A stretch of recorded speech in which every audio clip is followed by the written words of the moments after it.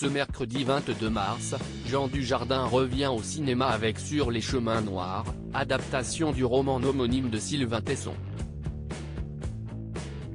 L'acteur de 50 ans se glisse dans la peau du romancier voyageur parti sillonner les routes de France après avoir survécu à une chute accidentelle.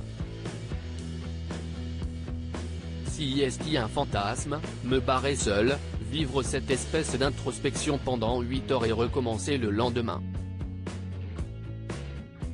La configuration était idéale, j'assouvissais un vieux désir, un peu planqué derrière un personnage, me retrouvant dans les pas et le verbe de Sylvain Tesson, explique-t-il dans les colonnes de Paris Match.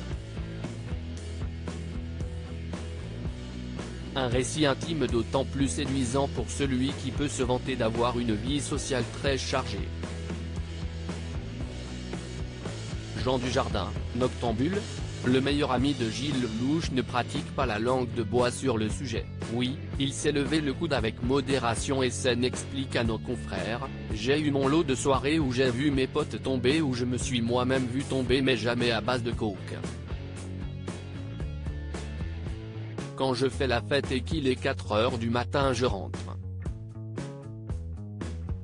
J'ai un plaisir à me coucher équivalent à celui de me lever. Ce que j'adore par-dessus tout, si est tenir ma vie, garder le contrôle, préserver un équilibre familial et professionnel. Fêtard mais discipliné, Jean Dujardin mène sa barque d'une vraie main de maître. Pourquoi Jean Dujardin refuse de faire carrière aux États-Unis? Qu'il semble loin le temps où Jean Dujardin incarnait Loulou dans Un gars, une fille sur France 2. D'autant plus ce soir du 26 février 2012 où le Frenucci grimpe sur la scène du théâtre Dolby, à Los Angeles, pour recevoir l'Oscar du meilleur acteur.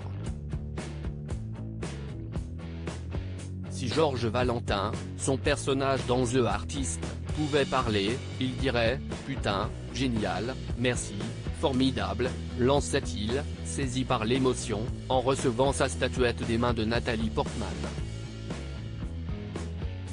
Malgré de discrètes apparitions chez Martin Scorsese et George Clooney, Jean Dujardin n'a pas poursuivi son rêve américain. Quand on me répète que j'aurais pu faire carrière aux États-Unis, on oublie quelque chose, j'ai une famille, j'ai ma vie ici, explique le heureux papa de 4 enfants.